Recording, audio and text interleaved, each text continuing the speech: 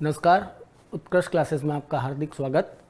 आज अपन lab assistant के रसायन विज्ञान से संबंधित जो पाठ्यक्रम हैं उसके बारे में डिस्कशन करेंगे। आपके पाठ्यक्रम का जो पहला चैप्टर है, सिलेबस का फर्स्ट चैप्टर जो है, वहाँ से अपन स्टार्टिंग करेंगे इसकी, और उसका नाम है परमाणु संरचना। परमाणु संरचना और आवर्त सारणी। परमाणु संरचना और आवर्त सारणी। आप लोग चाहें तो साथ में नोट्स भी प्रिपेयर कर सकते हैं। जो भी चैप्टर मैं पढ़ाऊंगा उससे रिलेटेड आप लोग नोट्स भी जो है साथ में मैं बोलता हूं, तो आप लोग चाहे तो उसको क्रिएट कर सकते हैं। परमाणु संरचना आवर्त सारणी, पीरियोडिक टेबल, हिंदी मीडियम और इंग्लिश मीडियम दोनों मीडियम से रिलेटेड चलेंगे अपन। तो इसमें दो चैप्टर एक साथ मिक्स है, पहला है परमाणु संरचना और दूसरा आवर्त सारणी। परमाणु संरचना के बारे में डिस्कशन करते हैं तो सबसे पहला टॉपिक आता है परमाणु और अणु। परमाणु मीन्स एटम और अणु मीन्स मॉलिक्यूल। तो एटम एंड मॉलिक्यूल, परमाणु तथा अणु क्या होते हैं उसके बारे में बेसिक इंफॉर्मेशन। तो परमाणु के बारे में अपन सबसे पहले यही कहते हैं कि एक बंदा था जिसका नाम था डाल्टन, है ना, डाल्टन, जिसने सबसे पहले परमाणु शब्द दिया। परमाणु शब्द जो है, टर्म, वो सबसे पहले डाल्टन ने दिया। और डाल्टन के अनुसार परमाणु जो है किसी भी पदार्थ की सबसे छोटी इकाई है जिसको आगे विभाजित नहीं किया जा सकता। अविभाज्य परमाणु एक अविभाज्य कण है। परमाणु एक अविभाज्य कण है, इनडिवाइजिबल है, यानी इसको और आगे विभाजित नहीं किया जा सकता। तो सिंपल परिभाषा के आधार पे अगर पूछें तो मैं आपको क्वेश्चंस लेवल से बताऊंगा। इसके ऊपर सवाल आपको ऐसे पूछा जाएगा, इनमें से कौन सा स्टेटमेंट है ना, कौन सा कथन परमाणु के बारे में सही नहीं है या कौन सा कथन परमाणु के बारे में सही है। तो परमाणु के बारे में पहला स्टेटमेंट यही है कि परमाणु की परिभाषा होती है किसी भी पदार्थ का सबसे छोटा कण, the smallest particle of the substance, जिसको और आगे विभाजित नहीं किया जा सकता, परमाणु कहलाता है ना, उसे अपन एटम बोलते हैं। और ये शब्द सबसे पहले डाल्टन ने दिया।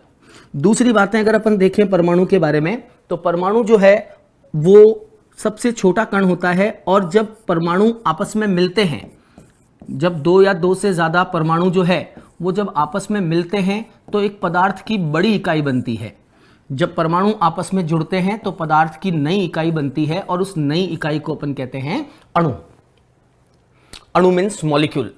तो दो या दो से अधिक परमाणुओं के रासायनिक संयोग से बनने वाली बड़ी इकाई को अणु कहते हैं।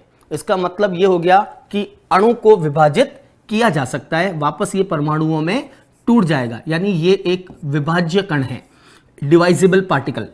इसको अपन और छोटे भागों में तोड़ सकते हैं, वापस अणु से परमाणु बन सकते हैं। तो दूसरा पॉइंट हो गया। पहला डिफरेंस अणु में और परमाणु में यह है कि परमाणु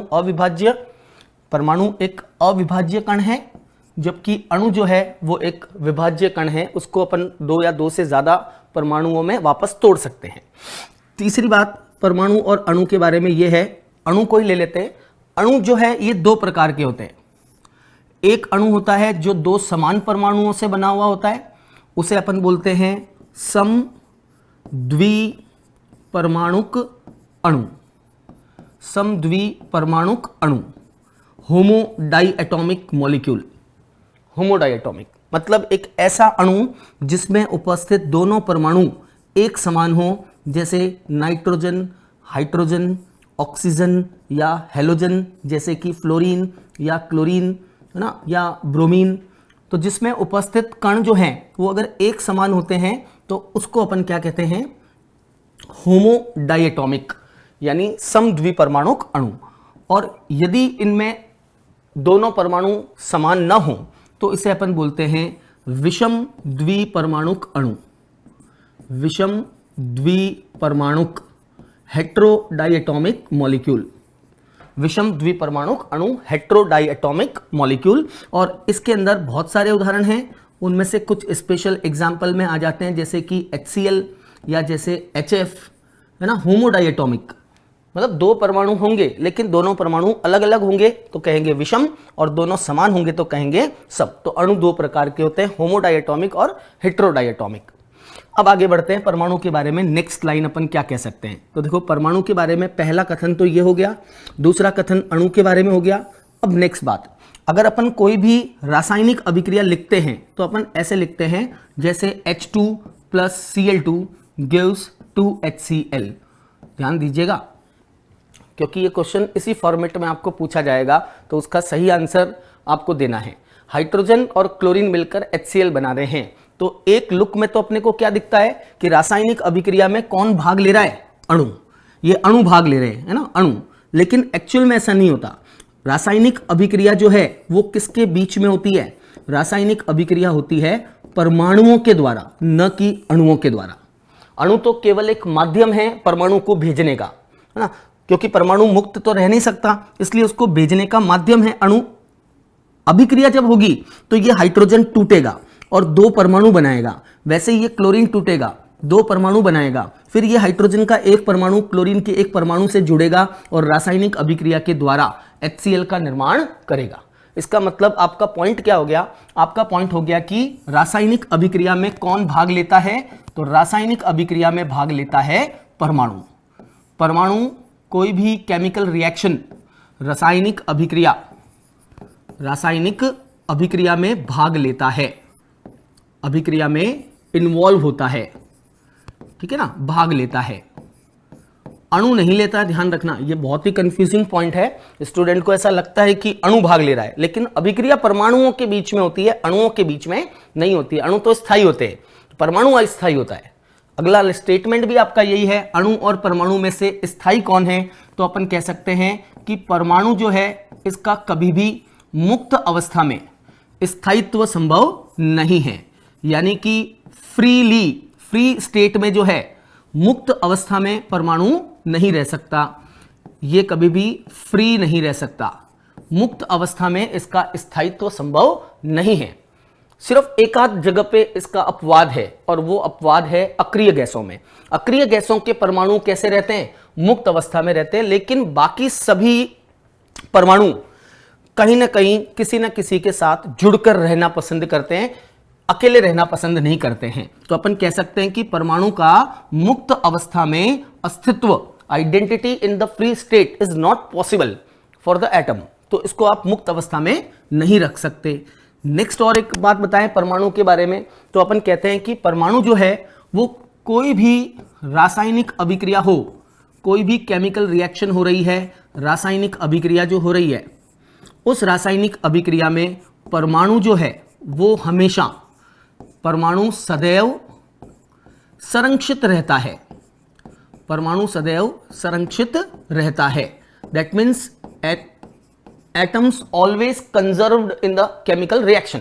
जब भी कोई अभिक्रिया होगी तो परमाणु जितने पहले क्रियाकारक में थे उतने ही परमाणु वापस उत्पाद में बनेंगे, कहीं पर भी परमाणु का लॉस नहीं होगा अभिक्रिया में। कहने का मतलब है परमाणु रासायनिक अभिक्रिया के अंदर संरक्षित रहते हैं। मैं आपको एग्जांपल वाइज बताऊं, जैसे ये है H2 + 3H2 + N2, 3H2 + N2, hydrogen plus nitrogen मिलकर बना रहे हैं अमोनिया 2NH3। तो यहां पर भी परमाणु हाइड्रोजन के दो हैं, है ना, 2 और इंटू 3 तो 6 परमाणु हाइड्रोजन के हो गए। नाइट्रोजन के परमाणु 2 हैं। वापस उत्पाद को अगर देखें तो यहां पर भी नाइट्रोजन के परमाणु 2 हैं और हाइड्रोजन के परमाणु 6 हैं। इसका मतलब दोनों तरफ परमाणुओं की संख्या सेम है, कभी भी परमाणु नष्ट नहीं होता है। कहने का मतलब यह है इसको न तो नष्ट किया जा सकता है और न ही उत्पन्न किया जा सकता है, neither be created nor be destroyed. परमाणु को कभी भी न तो उत्पन्न किया जा सकता है, न तो आप बना सकते हो हाथ में लेके इलेक्ट्रॉन प्रोटॉन न्यूट्रॉन, और न ही आप उसको नष्ट कर सकते हो। रासायनिक अभिक्रिया मैंने क्लियरली लिखा है ना, तो इस पॉइंट को आप जरूर ध्यान दीजिएगा। हर पॉइंट में एक एक अपवाद आएगा, लेकिन एक पॉइंट ऐसा है जिसमें कोई अपवाद नहीं आएगा। तो रासायनिक अभिक्रियाओं में परमाणु सदैव संरक्षित रहते हैं, लेकिन अगर आप थोड़ा याद करें तो कुछ अभिक्रियाएं और भी होती हैं। उन अभिक्रियाओं को क्या कहते हैं? नाभिकीय अभिक्रियाएं, न्यूक्लियर रिएक्शंस। यूरेनियम टूट के जो है बेरियम और क्रिप्टॉन बनाता है ना, उन्हें कहते हैं नाभिकीय न्यूक्लियर रिएक्शंस। न्यूक्लियर रिएक्शंस में परमाणु संरक्षित नहीं रहता है। नाभिकीय अभिक्रियाओं में परमाणु कभी भी संरक्षित नहीं रहता है।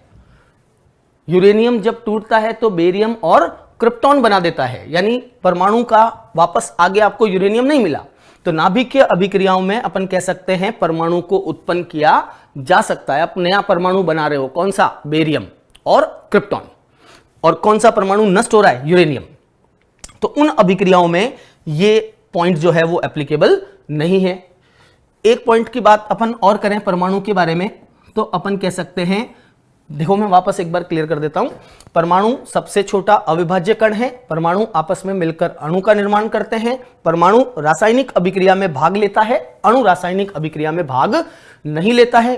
परमाणु का मुक्त अवस्था में स्थायित्व संभव नहीं है। बट कहां पर संभव है? तो अपन कह सकते हैं किसको छोड़कर?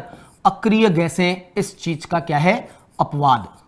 इनर्ट गैसेस में ये नहीं होता है। अक्रिय गैसें अपवाद है, वो मुक्त अवस्था में रहती है। और परमाणु सदैव संरक्षित रहता है। कोई भी अभिक्रिया में परमाणु कभी मरेगा नहीं और नया परमाणु आप इलेक्ट्रॉन प्रोटॉन को मिला के बना नहीं सकते। किसको छोड़कर? नाभिकीय अभिक्रियाओं को छोड़कर। That is all about the atom and molecule, परमाणु और अणु के बारे में। तो इसमें सवाल पूछा भी गया है एग्जाम में कि कौन सा स्टेटमेंट परमाणु के बारे में सही है, जिसे अपन सही कहेंगे। तो अगर ये पॉइंट आपके दिमाग में होंगे तो आप इजीली उस सवाल का आंसर दे सकते हो। चलिए आगे बढ़ाते हैं इसको। आप साथ में इसको चाहे तो नोट कर लीजिएगा, नहीं हो तो इसका एक स्क्रीनशॉट ले लीजिएगा, या साथ में नोट्स बनाएंगे तो ज्यादा बेटर है। वैसे आपको नोट्स भी प्रोवाइड किए जाएंगे ऐप के अंदर। आगे की बात करते हैं। आपके सिलेबस का जो पहला पॉइंट है, first point of the syllabus, आपके सिलेबस का जो पहला पॉइंट है, फर्स्ट पॉइंट, उसके बारे में अपन डिस्कस करेंगे। पहला पॉइंट सिलेबस का है, परमाणु किसका बना हुआ होता है, यानी कि परमाणु के मूलभूत फंडामेंटल पार्टिकल्स कौन से हैं। तो ध्यान रहे, पहला सिलेबस का फर्स्ट पॉइंट सवाल ऐसे आएगा, इनमें से कौन सा परमाणु का मूलभूत कण नहीं है। तो फर्स्ट पॉइंट हो गया परमाणु के मूलभूत कण, fundamental particles of atom. Fundamental particles of atom में ध्यान रखिएगा कि परमाणु में 3 कण हमेशा मौजूद होते हैं, जिन्हें अपन इलेक्ट्रॉन, प्रोटॉन और न्यूट्रॉन कहते हैं। ई, पी और एन, इलेक्ट्रॉन, प्रोटॉन, न्यूट्रॉन। ये एक परमाणु को छोड़कर बाकी सारे परमाणुओं में ये 3 कण तो कंपलसरी है। अगर ये कण नहीं है तो इसका मतलब वो परमाणु ही नहीं है, वो एक जगह पे नहीं होता। और वो अपवाद जो है वो है हाइड्रोजन। हाइड्रोजन इसका अपवाद है। हाइड्रोजन में इलेक्ट्रॉन तो होता है, प्रोटॉन भी होता है, लेकिन न्यूट्रॉन नहीं होता। तो परमाणु के मूलभूत कण की बात करें तो आप सिंपल आंसर में लिख सकते हैं कि परमाणु के 3 मूलभूत कण होते हैं, इलेक्ट्रॉन, प्रोटॉन और न्यूट्रॉन।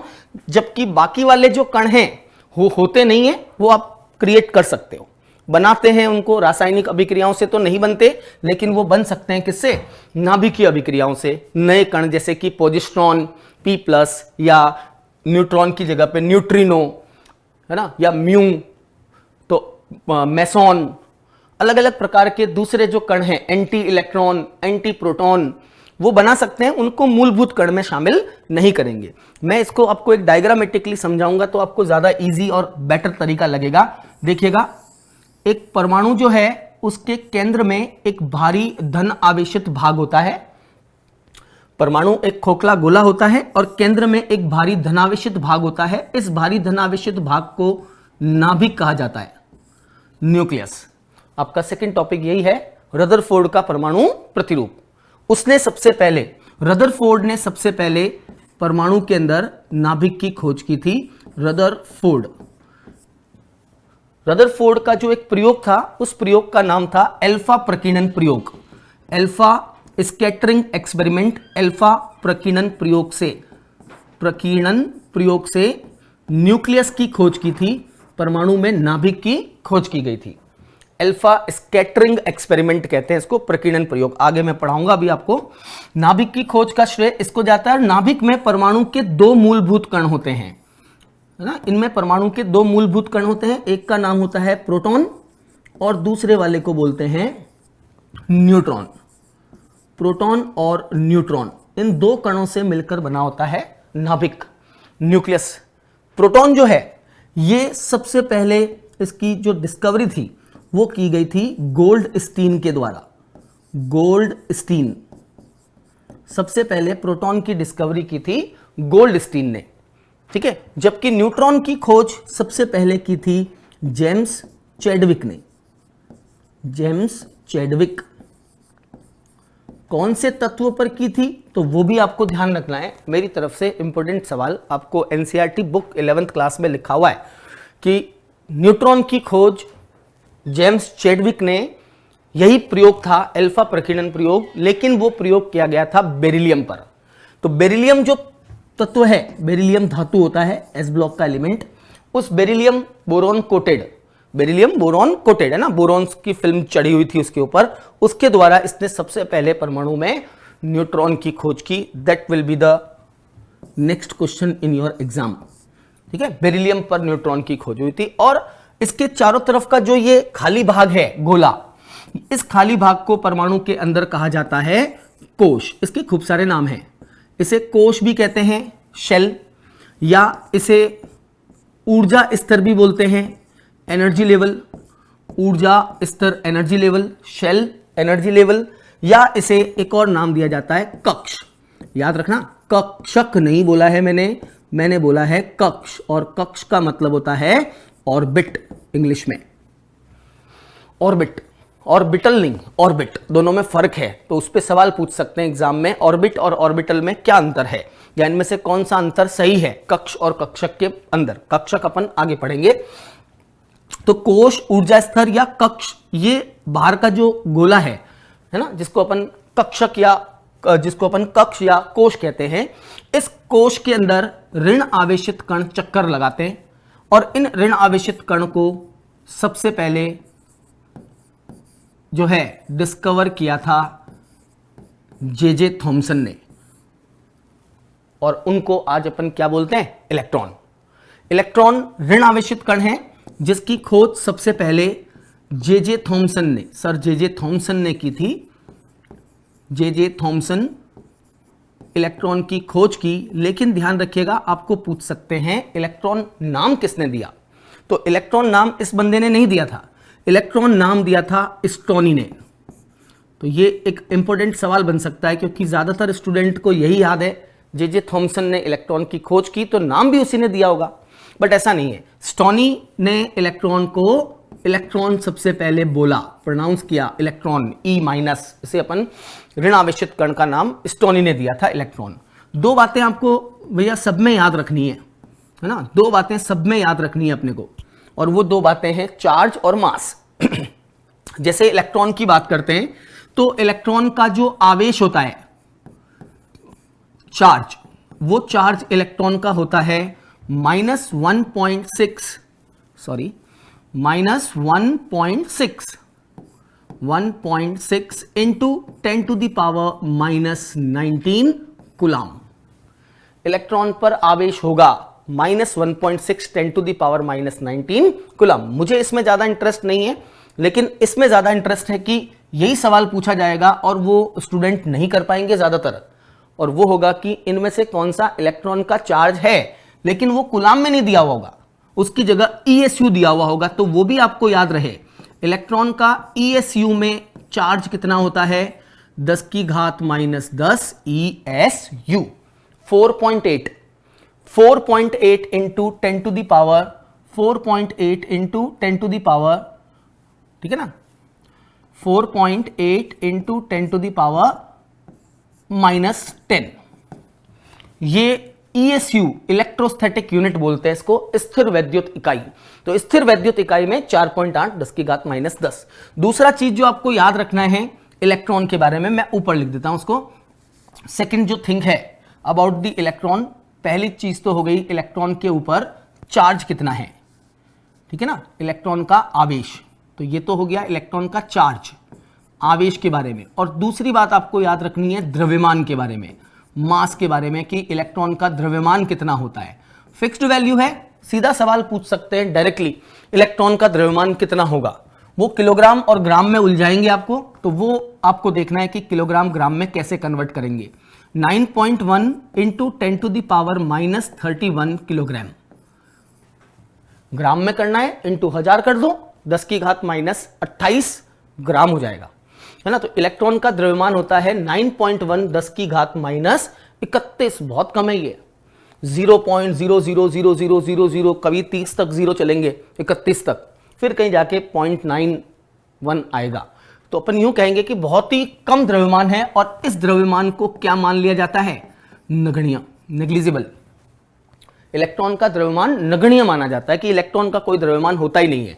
इसलिए जब भी अपन परमाणु भार की बात करते हैं ना, कि किसी परमाणु का भार कितना है, परमाणु भार, उस समय अपन सिर्फ इन दो चीजों को जोड़ते हैं, प्रोटॉन और न्यूट्रॉन, इसको उसमें शामिल नहीं करते हैं।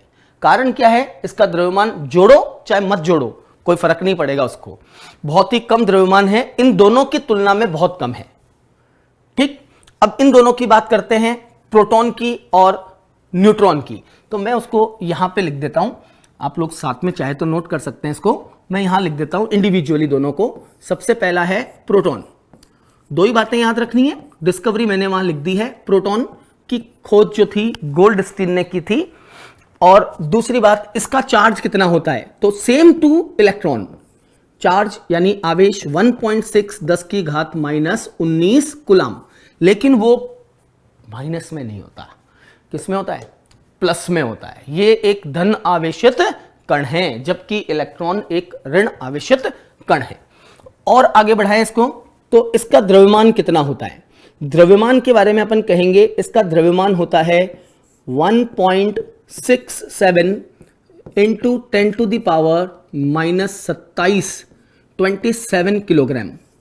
तो लगभग उसकी तुलना में ज्यादा भारी है ये, माइनस 31 छोटा होता है, माइनस 27 थोड़ा बड़ा है, तो इसका द्रव्यमान थोड़ा ज्यादा होता है, 1.67 10 की घात माइनस 27 किलोग्राम। और ये परमाणु का कैसा मूलभूत कण है? ये परमाणु का धनात्मक मूलभूत कण है, या अपन कह सकते हैं धनावेशित कण है, पॉजिटिवली चार्ज पार्टिकल, और इलेक्ट्रॉन नेगेटिवली चार्ज पार्टिकल। एक बच गया अपने पास, और वो है न्यूट्रॉन। न्यूट्रॉन को भी मैं यहीं लिख देता हूं, दूसरा पार्टिकल है न्यूट्रॉन। और न्यूट्रॉन की सबसे पहले डिस्कवरी जो थी वो जेम्स चैडविक ने की थी, न्यूट्रॉन की डिस्कवरी। इसके ऊपर कोई चार्ज नहीं होता, यानी आवेश रहित है, आवेश रहित, न्यूट्रल पार्टिकल कह सकते हो आप इसको, न्यूट्रल पार्टिकल यानी उदासीन कण। ये परमाणु का एक उदासीन कण है, न्यूट्रल पार्टिकल्स ऑफ एटम, ठीक है, उदासीन ही लिख देता हूं मैं उसको। तो ये एक परमाणु का उदासीन कण है, लेकिन इसका द्रव्यमान लगभग प्रोटॉन के द्रव्यमान के बराबर 1.67 10 की घात माइनस 27 किलोग्राम होता है। तो लगभग इसका चार्ज, आवेश जो है वो लगभग बराबर होता है किसके? प्रोटॉन के। बट ध्यान रखिए, मैं आगे पढ़ाऊंगा उस समय मैं इस वर्ड को भी वापस यूज करूंगा, हल्का सा ज्यादा होता है न्यूट्रॉन का द्रव्यमान प्रोटॉन से।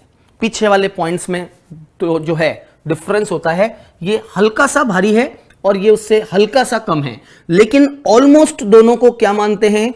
मास of proton is just similar to mass of neutron, यानी प्रोटॉन और न्यूट्रॉन का मास लगभग बराबर होता है। लेकिन आगे काम में लूंगा इस वर्ड को, तब ये अलग हो जाएगा, उस समय दोनों में एक चीज आएगी, डी ब्रोगली, तब मैं आपको बताऊंगा कि ये हल्का सा भारी होता है किससे? न्यूट्रॉन से। प्रोटॉन हल्का होता है और न्यूट्रॉन उससे स्लाइटली हैवी होता है। तो अपन यूं कह सकते हैं कि इन तीनों मूलभूत कणों के लिए द्रव्यमान का क्रम आप क्या बना सकते हो? सबसे कम द्रव्यमान किसका होगा? इलेक्ट्रॉन का। उसके बाद द्रव्यमान किसका होगा? प्रोटॉन का। और प्रोटॉन से भी ज्यादा द्रव्यमान किसका होगा? न्यूट्रॉन का। यह द्रव्यमान इसमें इस वजह से आ जाता है क्योंकि इसके ऊपर चार्ज नहीं होता। चार्ज नहीं होने की वजह से यह हल्का सा भारी होता है प्रोटॉन से। तो यह आपके सिलेबस का पहला टॉपिक था, परमाणु के मूलभूत कण, फंडामेंटल पार्टिकल्स ऑफ एटम। और इस तरीके से अगर आप याद रखोगे तो ये आपको बड़ी आसानी से इजीली और एक साथ सारे पार्टिकल्स दिखेंगे, याद रखने में आसानी रहेगी। चलिए और मैं बता देता हूं कुछ वर्डिंग्स जो आपके काम आ सकती है एग्जाम में। परमाणु में नाभिकीय अभिक्रियाओं के दौरान कभी कभी इस तरह के कण भी बनते हैं, जिसे अपन कह सकते हैं ई माइनस होता है ना, ई, तो ई माइनस की जगह कभी कभी ऐसे कण भी बन जाते हैं जिनके ऊपर होता है plus charge, E plus. E plus को बोलते हैं पोजिट्रॉन। पोजिट्रॉन मतलब पॉजिटिव इलेक्ट्रॉन। पोजी मीन्स पॉजिटिव, धनात्मक, और इलेक्ट्रॉन ट्रॉन, तो पोजिट्रॉन का मतलब है धनावेशित इलेक्ट्रॉन। होता नहीं है परमाणु में, नाभिकीय अभिक्रियाओं के थ्रू बन जाता है पोजिट्रॉन। तो जब सब कुछ सेम होगा, सिर्फ एक डिस्कवरी वाला वर्ड आप याद रख लीजिएगा। वो वर्ड ये है, इसकी डिस्कवरी सीडी एंडरसन ने की थी, सीडी एंडरसन। ठीक है, बाकी सब कुछ एग्जैक्टली सेम है, इलेक्ट्रॉन के बराबर है। ये एक चीज का फर्क है, वो है चार्ज। इलेक्ट्रॉन का चार्ज होता है -1.6 और पोजिट्रॉन का चार्ज होता है +1.6 इंटू 10 की घात -19। तो मास तो इलेक्ट्रॉन के बराबर, मास E बराबर होता है मास E प्लस के। E माइनस का मास E प्लस के बराबर होगा, लेकिन चार्ज में धनावेशित हो जाएगा, +1.6 10 की घात -19 कूलम आएगा। ठीक है, तो ये एक और कण था, लेकिन ये मूलभूत कण में नहीं है। मूलभूत कण में 3 ही है, इलेक्ट्रॉन, प्रोटॉन और न्यूट्रॉन। कौन से परमाणु में नहीं होता है? हाइड्रोजन के अंदर एक चीज नहीं होती है, और वो चीज कौन सी है? न्यूट्रॉन नहीं होता है। बाकी तीनों कण इसमें मौजूद होते हैं। चलिए आगे बढ़ाते हैं। आपके सिलेबस से रिलेटेड पॉइंट तो नहीं है, वो सिलेबस में डिनोट तो नहीं किया, लेकिन मूलभूत कण आ गए तो वो पॉइंट भी आ गया। और वो पॉइंट ये है, जो इंपॉर्टेंट सवाल भी बन सकता है एग्जाम में। नाभिक के अंदर 2 चीजें होती है। कौन कौन सी 2 चीजें होती है? प्रोटॉन और न्यूट्रॉन। ध्यान रहे, मेरी तरफ से इंपॉर्टेंट सवाल है। नाभिक में मौजूद प्रोटॉन और न्यूट्रॉन को सम्मिलित रूप से क्या कहते हैं? तो इनको सम्मिलित रूप से एक नया नाम दिया जाता है, उस नए नाम को कहते हैं न्यूक्लियॉन। ध्यान रहे, इंपॉर्टेंट है। सम्मिलित रूप से प्रोटॉन और न्यूट्रॉन को एक साथ न्यूक्लियॉन कहते हैं, न्यूक्लियॉन। और न्यूक्लियॉन शब्द सबसे पहले किसने दिया? तो वो भी आप याद रखना। सबसे पहले ये शब्द दिया था मोज़ले ने, हेनरी मोज़ले। मोज़ले ने सबसे पहले न्यूक्लियॉन शब्द दिया, और न्यूक्लियॉन का मतलब होता है P+N। चलिए अब आगे बढ़ाते हैं इसको। और नेक्स्ट टॉपिक जो आपके सिलेबस में दे रखा है, उससे पहले इसी से रिलेटेड दूसरा पॉइंट, कि 2 चीजें आती है परमाणु में। जब अपन किसी भी परमाणु को लिखते हैं तो उस पर 2 चीजों को लिखना कंपलसरी हो जाता है, और वो 2 चीजें कौन सी होती है? एक को अपन कहते हैं परमाणु भार, और एक को अपन कहते हैं परमाणु क्रमांक। तो 2 वर्ड्स आते हैं, इन 2 वर्ड्स का नाम है परमाणु भार या परमाणु द्रव्यमान संख्या। एक ही बात है, आजकल द्रव्यमान संख्या बोलते हैं, पहले परमाणु भार बोलते थे। परमाणु भार मीन्स एटॉमिक मास, इंग्लिश में बोलते हैं उसको एटॉमिक मास। और दूसरा वर्ड है जिसका नाम है परमाणु क्रमांक। परमाणु क्रमांक, परमाणु क्रमांक को बोलते हैं एटॉमिक नंबर, एटॉमिक नंबर। तो एक कहलाता है मास नंबर और एक कहलाता है एटॉमिक नंबर। ये 2 चीजें परमाणु के लिए उपयोगी हैं। आपके एग्जाम में सवाल ऐसे पूछा जाएगा, जैसे अभी 2nd ग्रेड के एग्जाम में भी पूछा हुआ था सवाल एक, तो अपने को भी पूछ सकते हैं। कोई एक परमाणु दे दिया, उसमें इलेक्ट्रॉन दे दिए, और उसमें जो है इलेक्ट्रॉन दे दिए, प्रोटॉन दे दिए, और आपको पूछ लिया कि न्यूट्रॉन कितने होंगे, या उसका परमाणु भार दे दिया, इलेक्ट्रॉन दे दिए, न्यूट्रॉन पूछ लिए, कोई एक चीज उसमें से, है ना। तो ध्यान से देखिएगा, किसी भी परमाणु को अपन किससे डिनोट करते हैं? एक्स। एक्स उसका सिंबल है, प्रतीक है। और उस प्रतीक के नीचे लेटेस्ट फैशन में, जो अभी की फैशन जो है, उसमें कैसे लिखते हैं? तो ऐसे लिखते हैं, नीचे तो लिखा जाता है Z और ऊपर लिखा जाता है A, एक ही तरफ, NCERT बुक के अकॉर्डिंगली। जबकि पुराने स्टाइल में अपन इसको ऐसे लिखते थे, एक तरफ लिखते थे Z और एक तरफ लिखते हैं A। कोई फर्क नहीं पड़ेगा, ये ज्यादा सही है, Z और A। अब ये बीच में जो है, इसे तो अपन कहेंगे परमाणु का सिंबल। जैसे हाइड्रोजन है तो H, ऑक्सीजन है तो O, आयरन है तो Fe। तो ये बीच में तो आ गया प्रतीक X। नीचे जो लिखा है Z, इस Z का मतलब क्या होगा? तो Z का मतलब है परमाणु क्रमांक। Z मीन्स एटॉमिक नंबर, परमाणु क्रमांक, ठीक है। और एटॉमिक नंबर परमाणु क्रमांक किसके बराबर होता है? तो ये बराबर होता है नंबर ऑफ प्रोटॉन्स के, नंबर ऑफ प्रोटॉन्स, प्रोटॉन की संख्या के बराबर होगा। नंबर ऑफ प्रोटॉन्स, या एक परमाणु में जितने प्रोटॉन होते हैं उतने ही इलेक्ट्रॉन होते हैं, तो अपन लिख सकते हैं नंबर ऑफ इलेक्ट्रॉन। लेकिन ध्यान रहे, अगर आप इलेक्ट्रॉन बोल रहे हो तो आपका परमाणु उदासीन होना चाहिए। आप यूं बोल सकते हैं इसको, परमाणु क्रमांक का मतलब है किसी उदासीन परमाणु में उपस्थित इलेक्ट्रॉनों की संख्या, है ना, पहले से चार्ज नहीं हो, प्लस माइनस नहीं हो, तो नंबर ऑफ इलेक्ट्रॉन्स कितने हैं, या प्रोटॉन तो कभी चेंज होते ही नहीं है, अगर उसके ऊपर चार्ज भी लगा दोगे तो प्रोटॉन तो उतने ही रहेंगे जितने हैं, इलेक्ट्रॉन की संख्या पे फर्क पड़ सकता है। इसलिए बोलते समय अपन बोलेंगे कि परमाणु क्रमांक का मतलब है परमाणु में मौजूद इलेक्ट्रॉनों की संख्या या प्रोटॉनों की संख्या को एक साथ अपन कह सकते हैं Z है, क्योंकि दोनों का नंबर हमेशा बराबर होता है अगर परमाणु आपका उदासीन है तो। अगर उदासीन नहीं है तो फिर ये नंबर चेंज होगा, ठीक है। दूसरा है A, और उस A का मतलब है परमाणु भार। A का मतलब है परमाणु भार, ठीक है, एटॉमिक मास। और इसका मतलब मैं अभी आपको बता चुका हूं, किसी भी परमाणु में उपस्थित प्रोटॉन, नंबर ऑफ प्रोटॉन, कितने प्रोटॉन हैं, और उन प्रोटॉनों के अंदर जोड़ लीजिएगा न्यूट्रॉनों को, तो नंबर ऑफ न्यूट्रॉन्स। एक परमाणु में प्रोटॉन और न्यूट्रॉन की संख्याओं का योग, the sum of the number of proton and neutron, proton और न्यूट्रॉन की संख्या के योग को क्या बोलते हैं? एटॉमिक मास या परमाणु भार कहते हैं। ये A कहलाता है, ऊपर लिखा जाता है, और Z लिखा जाता है नीचे। मतलब अपन इन दोनों से ये कर सकते हैं क्या कि Z है, अगर मैं इसको A में से घटा दूं तो मुझे क्या मिल जाएगा? न्यूट्रॉन की संख्या, है ना। A का मतलब है प्रोटॉन प्लस न्यूट्रॉन, और उसमें से वापस घटा दिया Z, यानी प्रोटॉन वापस निकाल दिया, तो प्रोटॉन वापस निकाल दिया तो पीछे क्या रह गया? पीछे रह गया अपने पास न्यूट्रॉन। तो न्यूट्रॉन निकालने के लिए परमाणु भार में से परमाणु क्रमांक को घटा दीजिए, तो आपको न्यूट्रॉन की संख्या मिल जाएगी। एक एग्जाम्पल के साथ इसको फिनिश करते हैं। जैसे एक एग्जाम्पल बना के दे दिया, ठीक है, एग्जाम्पल दे दिया कि एक तत्व, एक कोई एलिमेंट है, एक तत्व है, और उस तत्व का जो परमाणु भार दे दिया गया आपको, एक तत्व के द्वि ऋणात्मक या द्विऋणायन डबल एनायन -2 डबल एनायन द्विऋणायन का परमाणु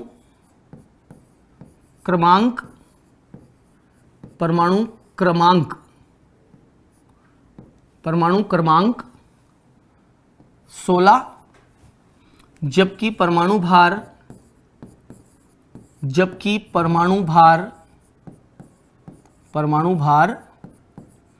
32 है, 32 है। तो इसमें उपस्थित